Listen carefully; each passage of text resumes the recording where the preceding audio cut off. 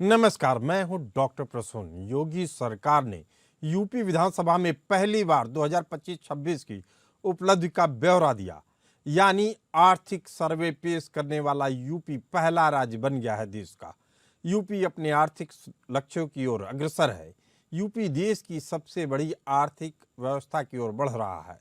UP की GDP 9 साल में 13 लाख करोड़ से बढ़कर 36 लाख करोड़ रुपए तक पहुंच रही है। यूपी की प्रति व्यक्ति आय इस साल 1,20,000 होने का अनुमान है। यूपी के वित्त मंत्री सुरेश खन्ना ने कहा, ऐसा पहले कभी नहीं हुआ था जब आर्थिक स्थिति का ब्यौरा दिया गया हो। आपको बता दें कि उत्तर प्रदेश विधानसभा का वित्तीय वर्ष 2026-27 के लिए बजट सत्र आज से शुरू हुआ, जो 19 फरवरी तक चलेगा।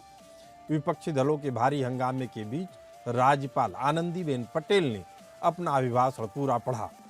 सर्वदलीय बैठक में हंगामे न करने के आश्वासन के बावजूद सत्र के पहले दिन विपक्षी दलों ने सदन में जमकर नारेबाजी की।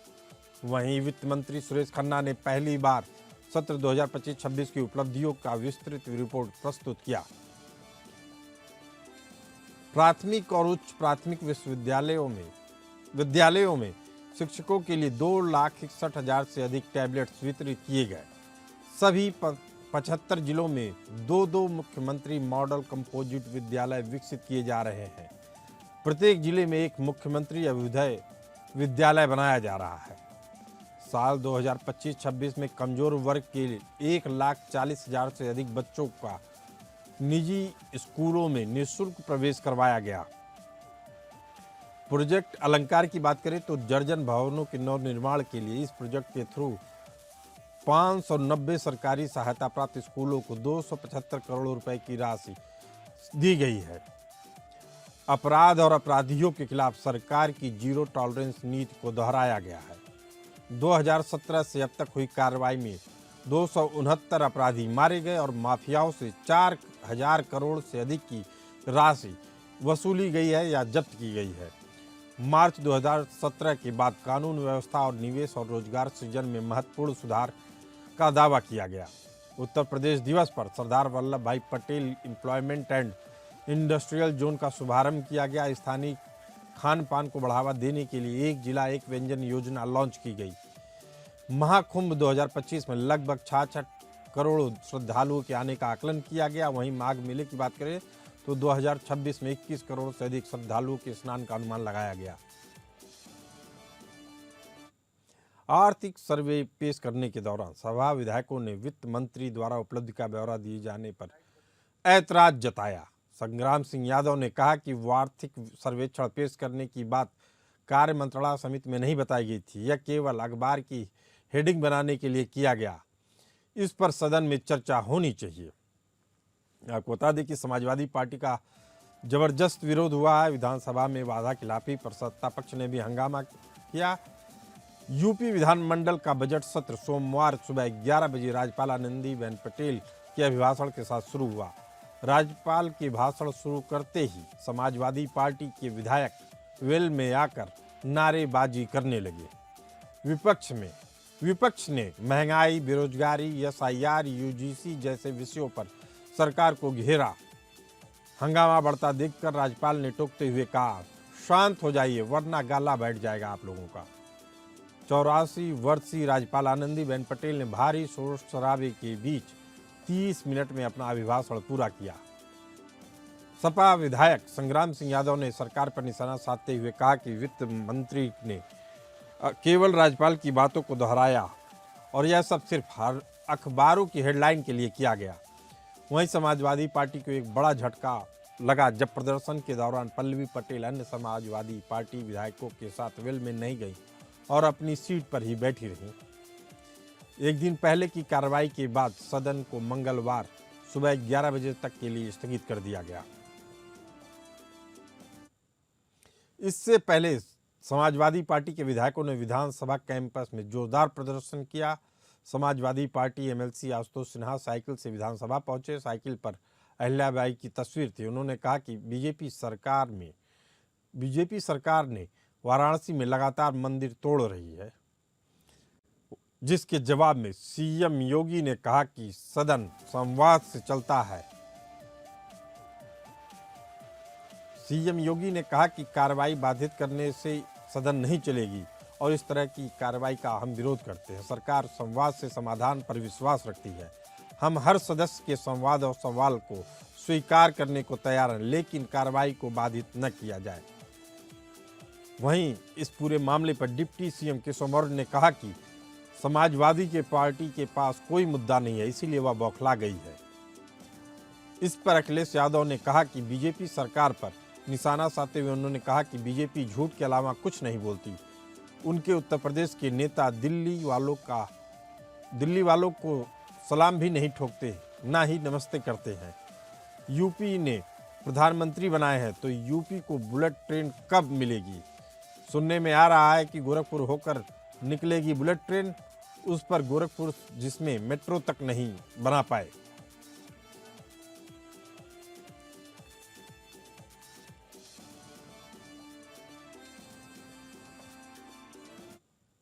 इसी मुद्दे पर चर्चा करने के लिए हमारे साथ मौजूद हैं सर्वेश त्रिपाठी, समाजवादी प्रवक्ता, राघवेंद्र सिंह, प्रवक्ता बीजेपी, और वरिष्ठ पत्रकार भूपेंद्र कुमार जी। तीनों लोगों का स्वागत है आप लोगों का। पहला सवाल सर्वेश त्रिपाठी जी आपसे। पल्लवी पटेल जी समाजवादी पार्टी की विधायक हैं, अपना दल कमेरावादी की महासचिव भी हैं। समाजवादी पार्टी से मनमुटाव जगजाहिर है, लेकिन जब समाजवादी पार्टी विधायक दल के मुख्य सचेतक कमाल अख्तर ने उनको विरोध प्रदर्शन में शामिल होने के लिए बुलाया तो उन्होंने इनकार कर दिया। पल्लवी पटेल से आपको कितना बड़ा धक्का लगा उनके इस एक्शन से? जी, पहली बात, कोई धक्का नहीं है, विरोध में सबका विरोध है। पल्लवी पटेल जी ने से पहले भी सरकार के सारे कार्यों का विरोध किया है और समाजवादी पार्टी के साथ खड़ी रही। तो विरोध अलग अलग तरीका होता है हर इंसान का विरोध दर्ज करने का। तो उनका आप जरूरी नहीं है कि वेल में जो जा रहे हैं वही विरोध दर्ज कर रहे हैं। तो ये कोई ऐसा नहीं है कि मुख्य सचेतक की बात नहीं मानी गई। अच्छा, तो आप ये मान रहे हैं कि अभी वो विद्रोही, उनका बागी सुर नहीं है? बागी सुर सरकार के खिलाफ बिल्कुल है। वो भी चलिए, इस सशक्त आवाज है। और भूपेंद्र कुमार जी, पल्लवी पटेल को समाजवादी पार्टी के सचेतक बुलाते हैं, वह नहीं जाती हैं। समाजवादी पार्टी के प्रवक्ता कह रहे हैं कि ये कोई बागी रुख नहीं है। आप क्या देखते हैं कि इसमें क्या सच्चाई है? भूपेंद्र कुमार जी।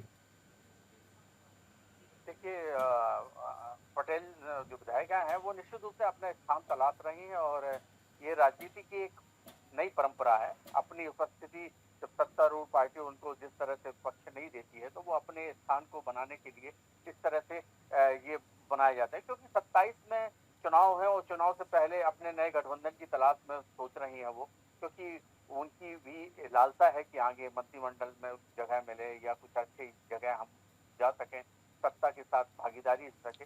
और ये अपेक्षाएं होती हैं, इस तरह से दबाव की राजनीति बनाई जाती है।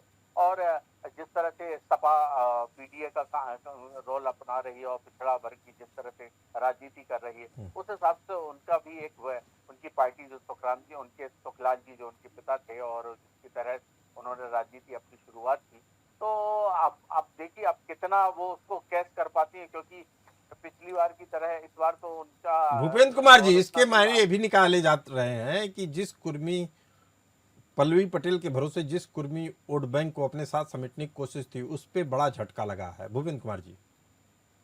ये बिल्कुल निश्चित रूप से देखिए कि क्या है, बीजेपी के पास भी कुर्मी नेता बहुत जाति के नेता हैं। आप देखें तो अभी उन्होंने जिस तरह से अपने पार्टी अध्यक्ष बनाया है वो भी कुर्मी जाति से। उससे पहले अगर आप देखें, पंकज चौधरी जी की बात कर रहे हैं, लेकिन समाजवादी पार्टी इसे बहुत सीरियसली नहीं ले रही है। चलिए, लेकिन बात आज बजट की। उत्तर प्रदेश विकास के घोड़े पे सवार है, ऐसा आर्थिक सर्वे के जरिए पता चल रहा है। उत्तर प्रदेश सरकार ने विकसित भारत 2047 विजन के तहत साल 2047 तक प्रति व्यक्ति आय को बढ़ाकर 26 लाख करने का लक्ष्य रखा है, जो कि इस साल 1,20,000 रुपए है। 1,20,000 रुपए को बढ़ाकर 2047 तक 26 लाख रुपए करने का लक्ष्य है। यह एक चुनौती है या सच्चाई है? राघवेंद्र सिंह जी। जी, सभी पैनलिस्टों को मेरा यथोचित अभिवादन। आपको भी मेरा अभिवादन।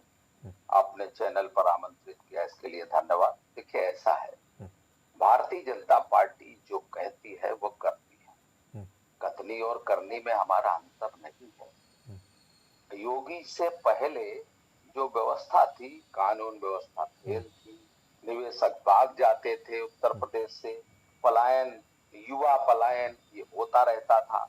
अब यूपी जो है उत्तर प्रदेश के निवेशकों की पहली पसंद बन चुका है। Express way, airport, industrial corridor, रोजगार, यही विकास है, जो कि विनाशकारियों को विकास नहीं दिखता। जो विनाश करते थे और जनता को विनाश के विध्वंस में ढकेलते थे, जनता के लिए विध्वंसकारी तरीके अपनाए जाते थे, उनको विकास रास नहीं आता। क्यों नहीं आता? कि लैंड ऑर्डर उत्तर प्रदेश का बिल्कुल चाक चौबंद है। एक चौराहे पर गुंडा, कोई समाजवादी पार्टी का गुंडा चेन स्नैचिंग करता है, और आगे के चौराहे पर, आगे के चौराहे पर दिया जाता है। व्यवस्था ये है, उत्तर प्रदेश से जंगल, जो उत्तर प्रदेश का नाम जंगल राज में आता था। राघवेंद्र सिंह जी, अब बात सुनिए। सर्वेश जी कुछ कह रहे हैं। सर्वेश जी सवाल पूछे। 1,10,000 लोग गायब हैं। माननीय उच्च न्यायालय को इंटरवीन करना पड़ा। उसके बाद जो उनके गृह सचिव यहाँ पर, गृह सचिव ने एफिडेविट में लिख के दिया कि 1,10,000 लोग गायब हैं, जिनमें से 8,000 लोग ही मिल पाए हैं। चलिए सर्वेश जी, ये एक बड़ा मुद्दा है, लेकिन आज जब बजट की बात हो रही है तो 2017 की तुलना में आज 9 साल के अंदर अंदर बजट 2 गुना हो गया है। 3 लाख, सुन तो लीजिए मेरी बात सर्वेश जी, इकोनॉमिक सर्वे पे ही आ रहे हैं हम। जी जी। 3 लाख 4.7 लाख करोड़ का बजट अब 8 लाख करोड़ से ज्यादा का हो गया है। यानी जो निवेश की भी संभावनाएं थी अच्छे प्रशासन के कारण, अब बताया जा रहा है 20 लाख करोड़ का निवेश आ चुका है। 50 लाख करोड़ तक का अनुमान है कि आ सकता है। ईज ऑफ डूइंग बिजनेस के नाम पर अगर रैंकिंग की बात की जाए तो उत्तर प्रदेश दूसरे स्थान पर है। इसे आप उपलब्धि मानते हैं या नहीं सर्वेश जी? मैं भारत की जो पर कैपिटा इनकम है 3,000 रुपए और यूएस की 90,000 रुपए, वो भी ध्यान देना चाहिए। और इंटरनेशनल लेबर ऑर्गेनाइजेशन हमारे देश के लिए बेरोजगारी पे क्या कह रहा है, शीर्ष पे पहुंचा बेरोजगारी, वो ध्यान दिया जाना चाहिए। हमारे यहाँ 23 पेपर जो है पिछले लीक हो चुके हैं प्रदेश में। नए रोजगार की क्या बात हो रही है? कहा 2 करोड़ रोजगार मिल रहा था, और यहाँ रोजगार अपने आसपास देखिए कितने लोगों को रोजगार नया मिला है उत्तर प्रदेश में। तो वो आदम गोंडवी की 2 लाइनें हैं कि तुम्हारी फाइलों में गांव का मौसम गुलाबी है, मगर ये आंकड़े झूठे हैं, ये दावा किताबी है। राघवेंद्र जी, ये जो गुलाबी तस्वीरें दिखाई जा रही हैं आंकड़ों में, उसकी सच्चाई क्या है? पहले हम भूपेंद्र कुमार जी से वो सच्चाई जानना चाहेंगे कि जमीनी रिपोर्ट क्या है, फिर आपके पास उत्तर लेने आएंगे। भूपेंद्र कुमार जी, जमीनी सच्चाई क्या है?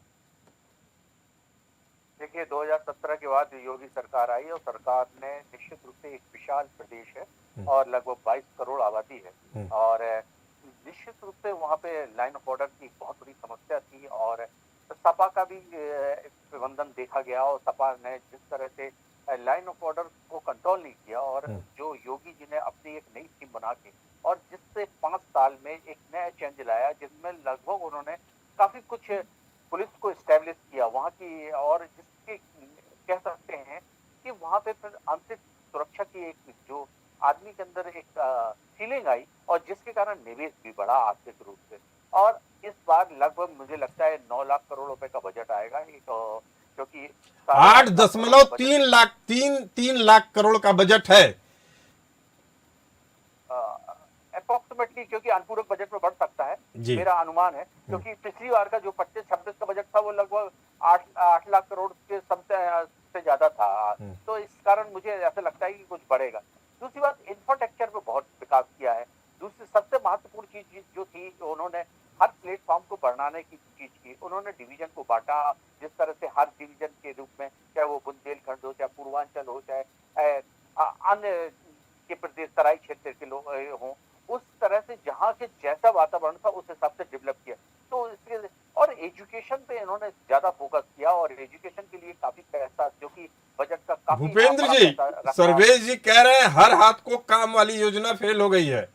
हर हाथ को काम नहीं है, बेरोजगारी तीव्र गति से बढ़ रही है, अमीर गरीब की खाई बढ़ रही है। जमीनी सच्चाई क्या है? देखिए, निश्चित रूप से राज्य क्या देश में जिस तरह से सरकार आई थी, चाहे मोदी जी की 2014 में सरकार आई, तो रोजगार के जिस हिसाब से उन्होंने कहा था कि 2 करोड़ लोगों को रोजगार, तो वो तो उस तरह से रोजगार सृजित नहीं हो पाए।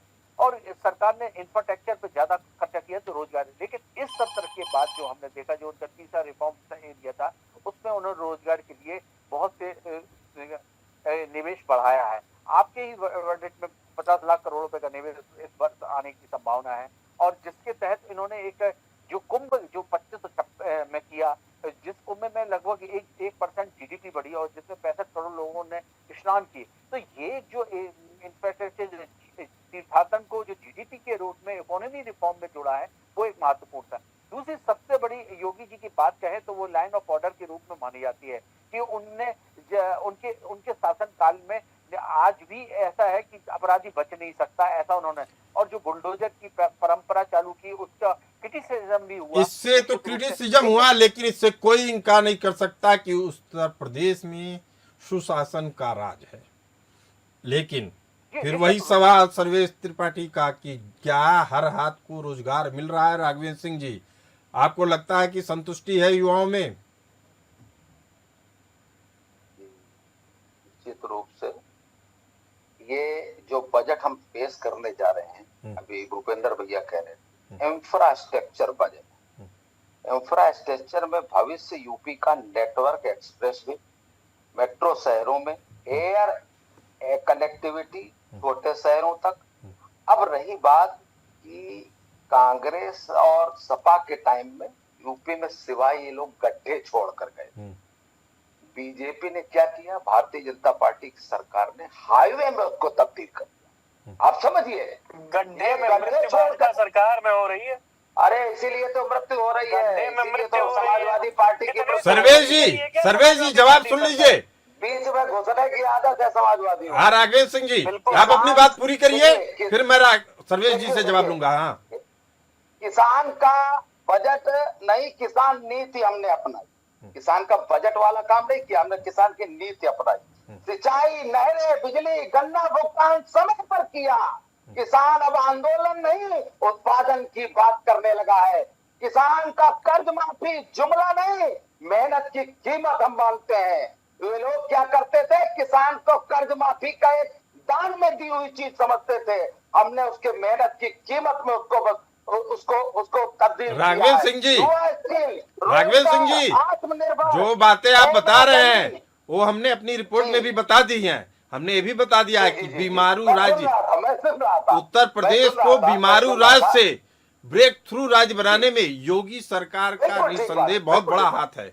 लेकिन फिर सवाल उठता है कि जो अभी प्रति व्यक्ति आय, राघवेंद्र सिंह जी मेरी बात सुनिए, राघवेंद्र सिंह जी मेरी बात सुनिए, जो प्रति व्यक्ति आय 1,20,000 होने का अनुमान लगाया जा रहा है, ये राष्ट्रीय प्रति व्यक्ति आय की तुलना में महज 52% है।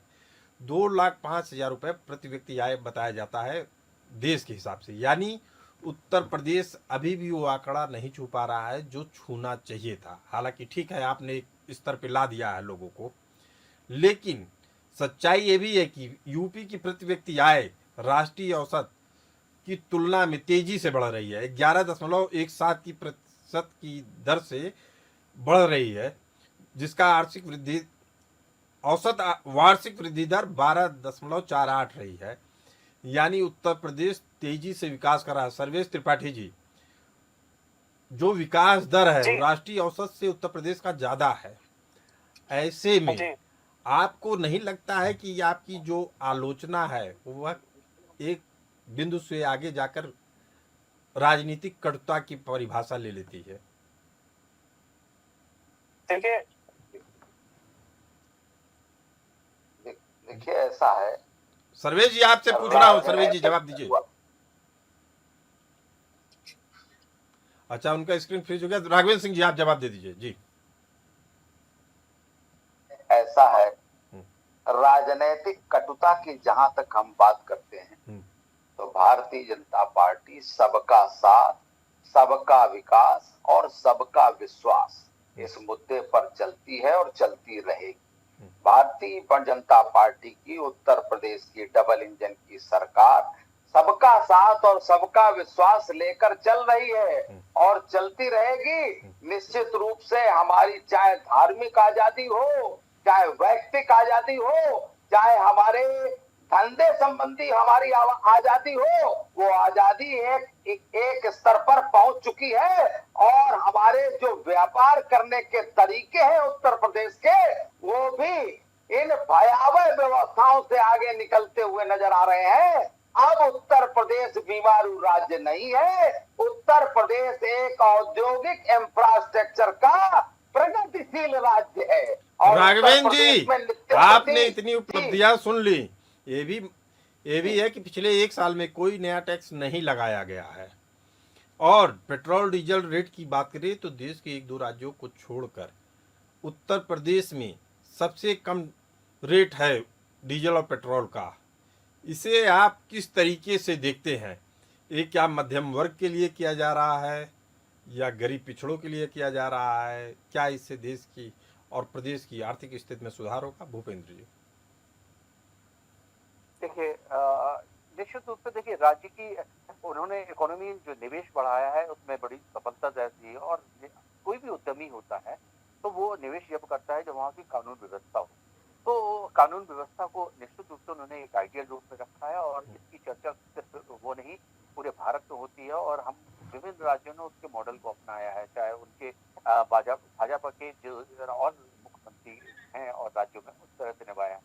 तो इसलिए देखिए, अब टैक्स का जो कलेक्शन है, निश्चित रूप से देखिए उन्होंने करप्शन को तो खत्म तो नहीं किया लेकिन रोका है, करप्शन को रोका है। और करप्शन को रोका है, ये तो मैं भी कह रहा हूं कि ईज ऑफ डूइंग बिजनेस में उत्तर प्रदेश दूसरा स्थान रखता है, लेकिन ईज ऑफ लिविंग यानी सस्ते बिजली बिल, स्वास्थ्य, सुरक्षा के मामले में उत्तर प्रदेश कहां आता है?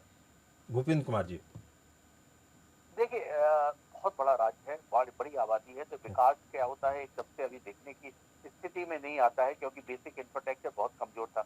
हमने देखा है कि उससे पहले बिजली नहीं थी और बिजली के लिए उन्होंने उत्पादन बढ़ाया है, बहुत सी प्लांट लगाए जिसके कारण आज तहसील तक लाइट 24 घंटा मिल रही है, किसान को लाइट मिल रही है, किसानों को उन्नयन करने के लिए। दूसरी बात क्या है, सड़क का भी जाल बिछाया है उन्होंने, हाईवे बनाए हैं इस तरह से। लेकिन साथ साथ सबसे बड़ी बात यह है कि जो मिशनरी उनके साथ जो काम कर रही है वो भी है। दूसरी बात यह है कि जिस तरह से सेंटर में गवर्नमेंट है और सेंट्रल गवर्नमेंट के साथ डबल इंजन सरकार जिसको कहते हैं कि एक ही समन्वय की सरकार जब रहती है पार्टी की, तो उसके साथ जो भी क्रियान्वय की होता है। भूपेंद्र जी, एक लाइन में, समय की कमी है, आपसे पूछना चाहूंगा, क्या जो आंकड़े सुने और जो जमीनी हकीकत है उसके हिसाब से क्या हम कह सकते हैं उत्तर प्रदेश विकास के घोड़े पर सवार हो चुका है? निश्चित रूप से देखिए, विकास तो कर रहा है लेकिन चुनौतियां बहुत हैं। चुनौतियां बहुत हैं, लेकिन विकास के घोड़े पर उत्तर प्रदेश सवार हो चुका है। आप तीनों मेहमान इस खास चर्चा में आए, आप तीनों का बहुत बहुत धन्यवाद। हिसाब किताब के इस खास बुलेटिन में बस इतना ही, हमें दीजिए इजाजत। नमस्कार।